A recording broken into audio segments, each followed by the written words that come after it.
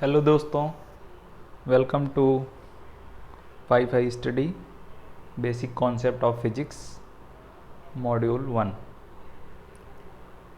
तो आज हम बात करेंगे फिजिक्स को कैसे हम अप्रोच करते हैं रियल लाइफ प्रॉब्लम को सॉल्व करने के लिए। तो उसमें विभिन्न प्रकार के टॉपिक आते हैं, जिसमें से हम बात करेंगे आज physical quantity and percentage error पर। यह बहुत ही बेसिक टॉपिक है, आपको जानना बहुत ही ज़रूरी है। तो लेट अस स्टार्ट। तो फिजिकल क्वांटिटी होती क्या है? Physical quantity is a property of A material or a system that can be quantified by measurement. So a physical quantity can be expressed as a combination of numerical value and a unit. तो किसी भी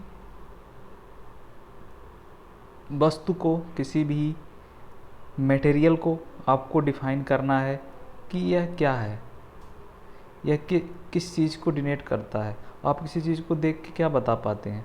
तो उन सारी चीज़ को physical quantity के माध्यम से हम डिनोट करते हैं। इसके लिए आप जैसे आपने कोई लकड़ी का टुकड़ा देखा, तो वो क्या है? वो वुड है, लकड़ी है। अगर वो एक टुकड़ा है, इसका मतलब एक क्वांटिटी है। किसका बना हुआ है? लकड़ी का बना हुआ है। तो this kind of information will help you to identify the physical quantity of that material. Now physical quantity क्या क्या होती है? से लेंथ होती है। किसी भी वस्तु के, आप किसी भी मटेरियल के आप लेंथ को देख के बता सकते हैं। तो उसी प्रकार लेंथ होती है मीटर में, इसका सिंबल एम होता है, यूनिट एम होती है। और क्वांटिटी की यूनिट होती है किलोग्राम, टाइम की यूनिट होती है सेकेंड, इलेक्ट्रिसिटी की यूनिट होती है एम्पियर, टेम्परेचर की यूनिट होती है केल्विन, लाइट इंटेंसिटी की यूनिट होती है कैंडेला, मोल की इंटेंसिटी होती है मोल को पदार्थ की मात्रा भी बोलते हैं। नाउ तो फिजिकल क्वांटिटी को हम दो प्रकार से डिनोट करते हैं। एक तो स्केलर होता है, दूसरा वेक्टर होता है। स्केलर क्या होता है? स्केलर के लिए डायरेक्शन की ज़रूरत नहीं होती, केवल मैग्नीट्यूड की ज़रूरत होती है। वेक्टर क्या होता है? वेक्टर के लिए डायरेक्शन एंड मैग्नीट्यूड दोनों की ज़रूरत होती है। तो इस स्केलर वेक्टर को हम नेक्स्ट मॉड्यूल में अच्छे से डिस्कस करेंगे। उसके पहले देख लेते हैं कि एरर का क्या यूज होता है फिजिकल क्वांटिटी को डिफाइन करने में। फिजिक्स में क्या योगदान होता है एरर का, उसको हम बात करेंगे। तो सबसे पहले होता है लॉ ऑफ एडिशन। अगर आपके पास दो क्वांटिटी है ए एंड बी, ए को आपने डिनोट किया x plus minus x and b को डिनोट किया y प्लस माइनस एक्स। यहाँ पे जो डेल्टा x है वो small change in this due to measurement, due to calculation, maybe whatever you can think. x एंड y में delta x और डेल्टा y वो स्मॉल चेंज है उस क्वांटिटी में। यह स्मॉल चेंज आ सकता है due to error in the measurement, due to observation. तो बहुत सारी टाइप के रीजन हो सकते हैं।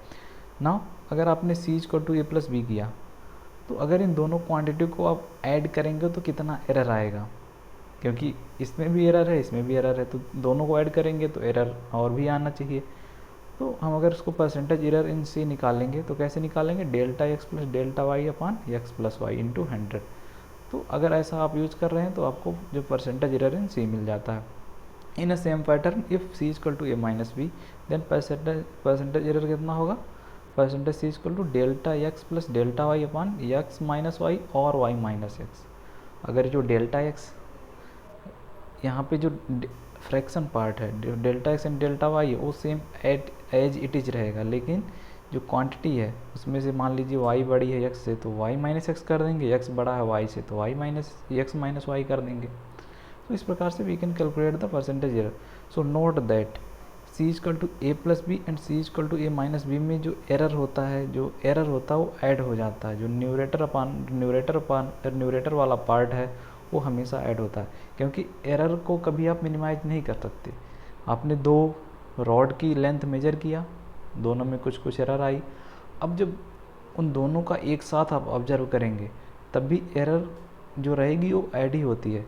Error never be subtracted, you have to keep in mind. अब उसी प्रकार लॉ ऑफ मल्टीप्लिकेशन में एरर का कैसे यूज होता है? जैसे a equal to x plus minus delta X, B equal to Y plus minus delta Y है, c equal to A into B. तो find the error in c C equal to A into B आपने लिख दिया, तो log दोनों side का log ले लीजिए, log c equal to log a plus log b. अब इसको डेरिवेटिव, फर्स्ट डेरिवेटिव इसका निकालिए, तो क्या होगा d C by c d A by a plus d b by b. अब क्या करते हैं, इसको आपको परसेंटेज एरर में करना है तो 100 से हर सारे टर्म में मल्टीप्लाई कर दीजिए, तो क्या होगा percentage C equal to percentage a plus percentage e. That means percentage error in C is equal to percentage error in A plus percentage error in B. So in that way you can calculate. आइए एक example solve करते हैं।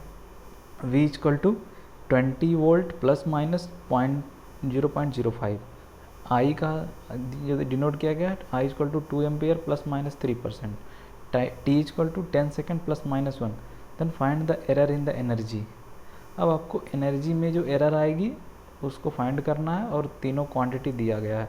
तो जो electricity में होता है E equal to V I T, जो एनर्जी का इक्वेशन होता है। अभी मल्टीप्लिकेशन है, हम इन सारी चीज़ों को डिस्कस करेंगे जब इलेक्ट्रिसिटी डिस्कस करेंगे। अभी आप जान लीजिए energy equal to V I T होता है।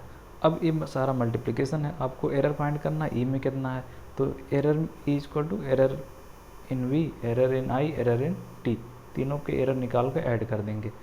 अब करना कैसे है, अब इसमें एरर क्या होगा delta V by B into 100, उसी प्रकार से और दोनों में हो जाएगा। अब हमें इस डेल्टा वी बाई बी निकालना है, तो डेल्टा वी बाई बी क्या होता है, यहाँ पे दिया है प्लस माइनस 0.05, तो डेल्टा वी क्या होगा 0.05, और वी क्या है 20 दिया है, तो 20 रख दीजिए into 100। Delta I by Y, delta I by I में भी क्या करना है, यहाँ पे ऑलरेडी दिया है एरर कितना है, प्लस माइनस 3% की एरर है, तो आप 3% जस्ट यहाँ पुट कर देंगे।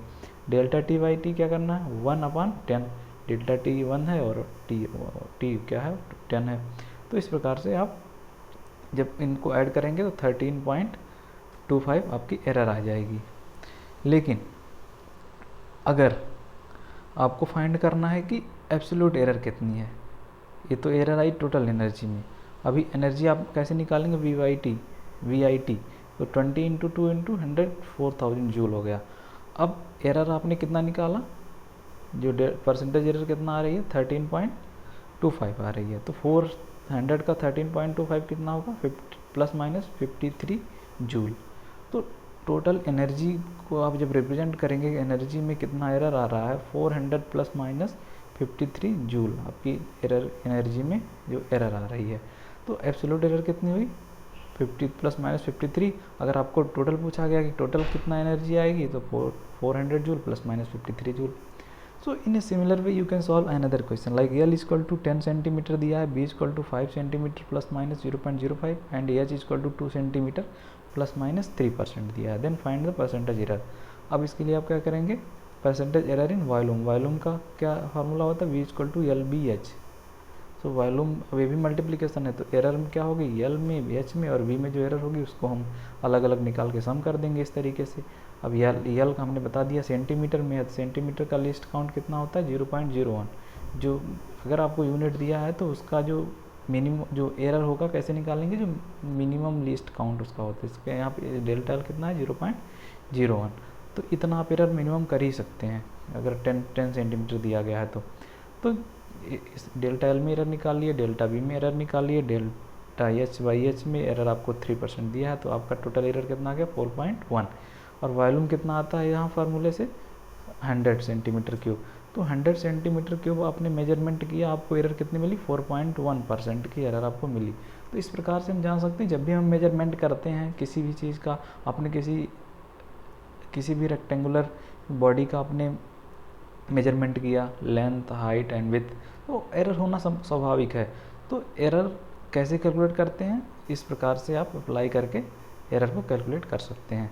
अब डिवीजन क्या होता है, अगर आपको दो क्वांटिटी दी गई है ए और बी और आपको फाइंड करना है कि C equal to A by B, then C में कितनी एरर होगी, तो उसके लिए क्या रूल होता है, आपको दोनों साइड से लॉग ले लेना है, लॉग लेने के बाद डिफ्रेंशिएट कर देना, फर्स्ट डेरिवेटिव निकाल लेना है, तो D C by D D A by D minus D V by D. अब परमिसिबल एरर क्या होगी या पॉसिबल एरर कितनी होगी, इनका क्या करेंगे 100 से मल्टीप्लाई कर देंगे। अब हमने आपको पहले ही बताया कि एरर को कभी भी सब्सट्रैक्ट नहीं करते, हमेशा ऐड करते हैं, तो यहाँ का जो माइनस साइन है वो जब हम मैक्सिमम पॉसिबल एरर निकालेंगे तो ये प्लस हो जाएगा। तो percentage error in C equal to percentage error in A plus percentage error in B.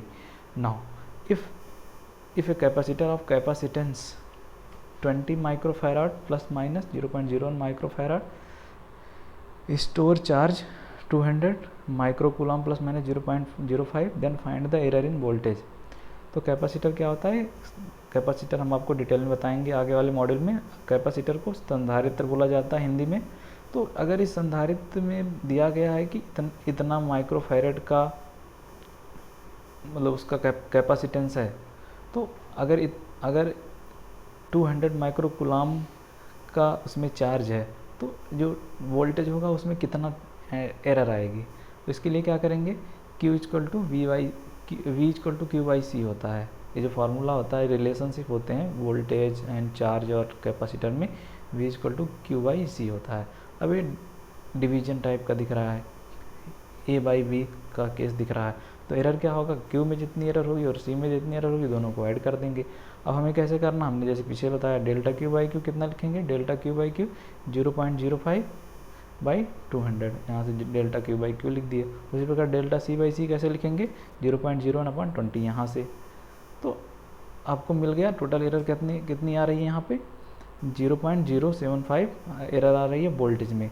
तो और वोल्टेज कितना हुआ, Q बाई C, Q मतलब 200/20, 10 वोल्ट का आपका जो वोल्टेज 10 वोल्ट का है, और एरर कितनी आ रही है 0.075। तो इसको लिखेंगे कैसे, जब भी लिखना होता है 10 वोल्ट प्लस माइनस 0.01 वोल्ट, मतलब सामने वाले को पता चलना चाहिए कि आपने अगर इतना वोल्टेज आप मेजरमेंट कर रहे हैं तो इतनी एरर आनी स्वाभाविक है जिस भी इंस्ट्रूमेंट से आप वोल्टेज मेजरमेंट कर रहे हैं।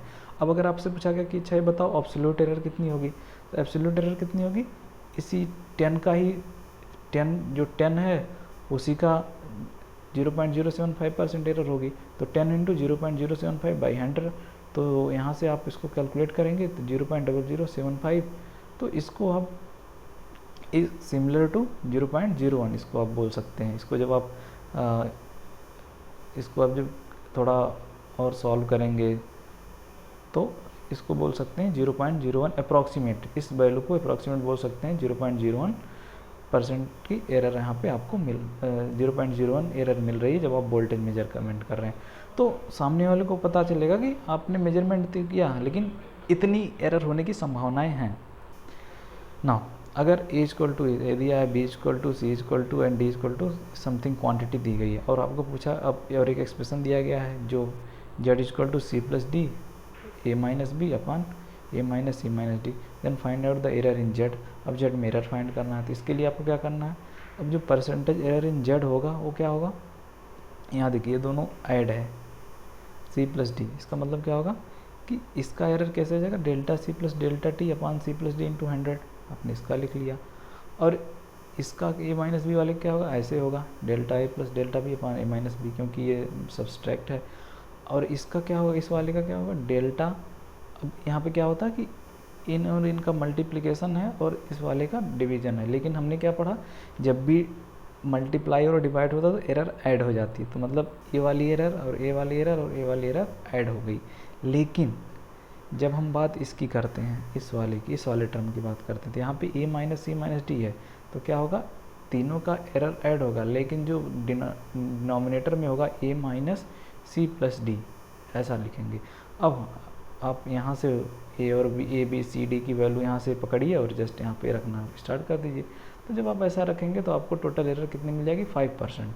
मतलब कि आपने जो मेजरमेंट में A B C and D में इतना एरर अपने आइडेंटिफाई किया, लेकिन जो टोटल एरर आ रही कितनी आ रही, 5% की। तो एरर क्या होती है, आप छोटी छोटी एरर करते हैं, छोटी छोटी गलतियां करते हैं मेजरमेंट में, तो वो हमें पता चल पाता कि अच्छा इतने एरर की वजह से इतनी एरर आ गई। तो 5% की एरर बहुत होती है। तो इस प्रकार से हम चीज़ों को रिलेट कर सकते हैं। आप फिजिक्स का जो एरर वाला जो चैप्टर होता है बहुत ही बेसिक होता है, बहुत ही इम्पॉर्टेंट होता है, इसलिए हम आपको बहुत ही बेसिक से इन सारी चीज़ों को पढ़ाना स्टार्ट किए हैं। अब बात करते हैं law of repetition. Law of repetition क्या होता है, जैसे आपने कुछ कोई भी आपने एक स्केल लिया, स्केल से आपने किसी रॉड की लेंथ मेजरमेंट की, तो अगर वो रॉड 10 सेंटीमीटर की है तो आप मेजर करेंगे, हो सकता है 10.1 आएगी, या दोबारा आप मेजरमेंट करेंगे 9.9 आएगी।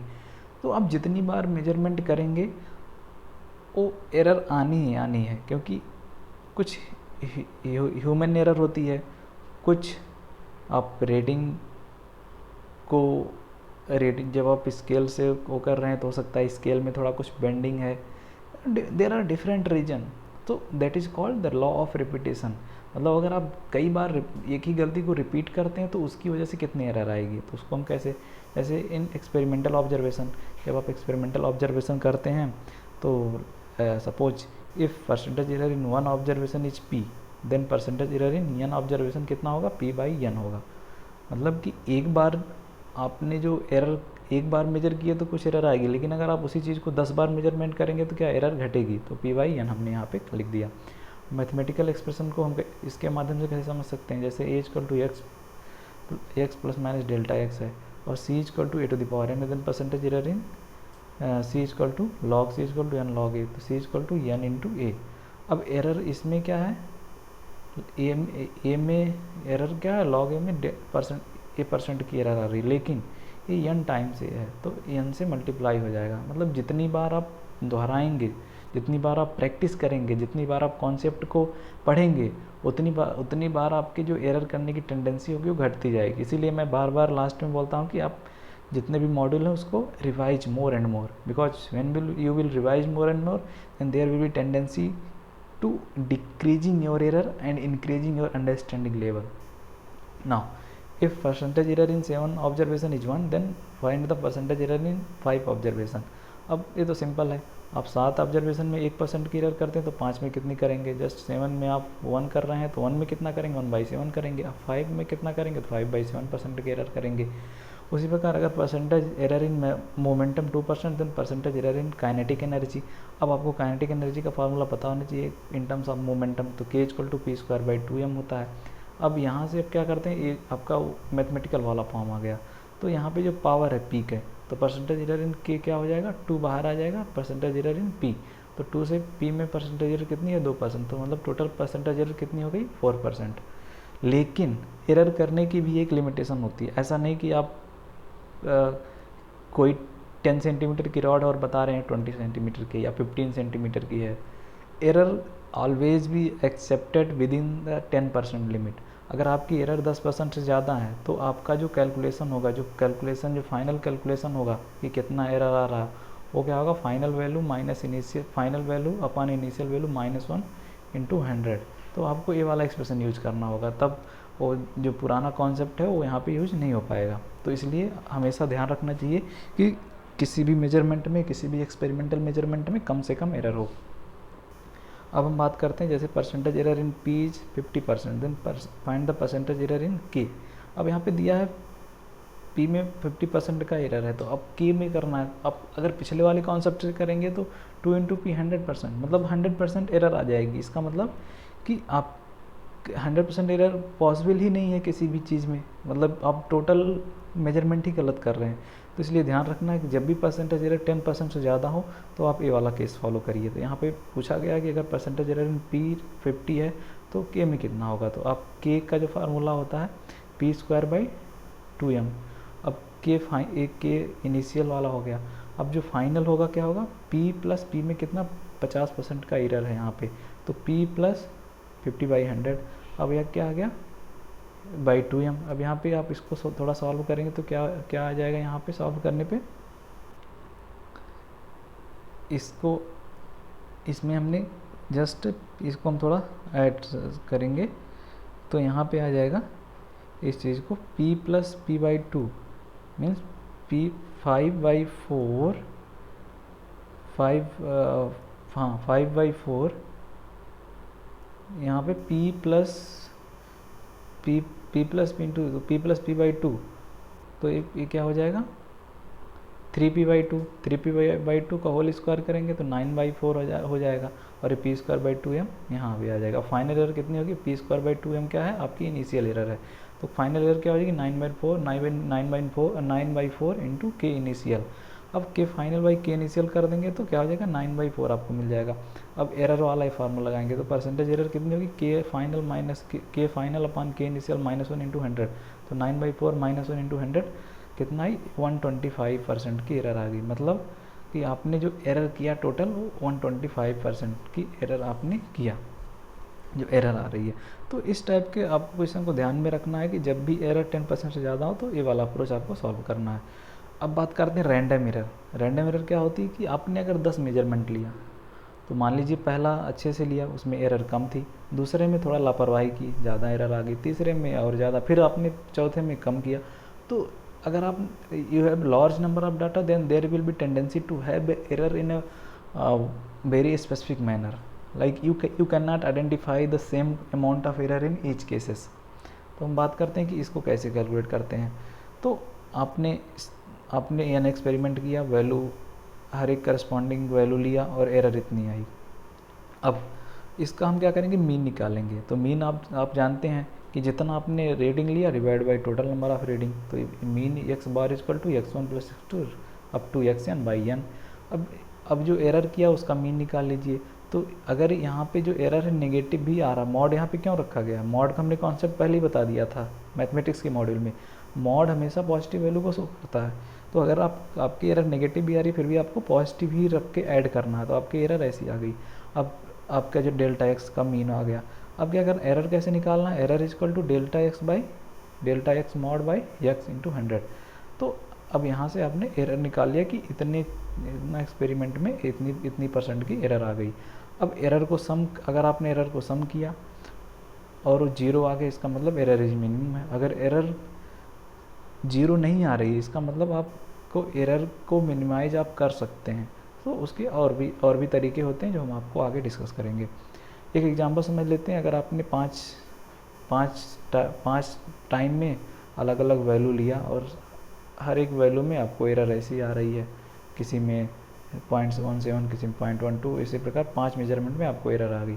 तो आप फाइंड करना कि टोटल एरर कितनी हुई। तो पहले मीन लेंगे, इस वाले लाइन का मीन लेंगे तो 1.52 आएगा। फिर इस वाली लाइन का मीन लेंगे तो इसका होगा, इसका जब मीन लेंगे तो 0.125 होगा। तो यहाँ पे जो नेगेटिव है उसको ऐड ही करना है, ऐसा नहीं कि नेगेटिव साइन है तो आप सब्सट्रैक्ट कर दीजिए।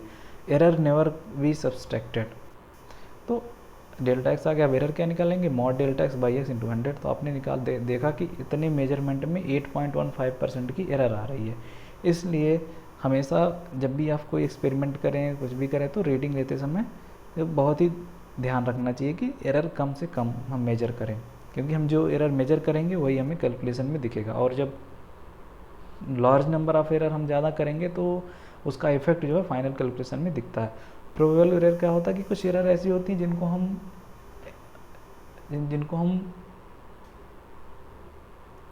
लाइक एज्यूम कर लेते हैं, या फिर जिनको हम गेस करते हैं कि ऐसा एरर हो सकता है, तो उसको क्या बोलते हैं, प्रोबेबल एरर होती है।